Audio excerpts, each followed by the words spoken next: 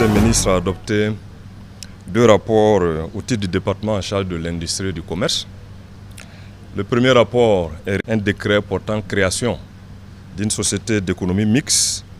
dénommée Société de gestion du technopôle intégré pharmaceutique de Cocologo. Comme vous le savez, notre pays importe pour environ 99% de ses besoins en produits pharmaceutiques,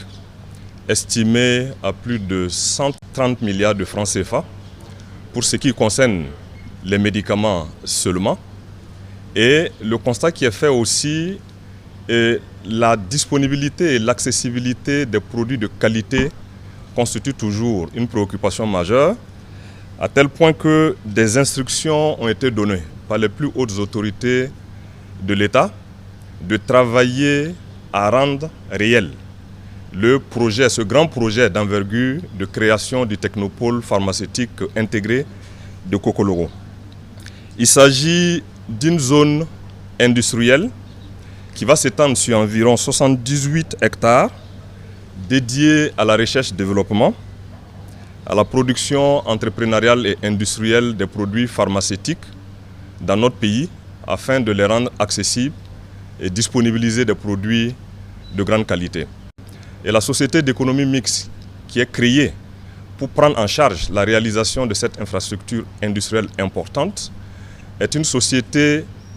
au capital social qui est arrêtée à 5 milliards de francs CFA, détenue à 98% par l'État et à 2% par les entités privées. Le deuxième rapport est relatif à un décret portant définition des critères d'octroi des primes de bilan dans les sociétés d'État et les établissements publics de prévoyance sociale. Le chef de l'État a amorcé la prise de décision forte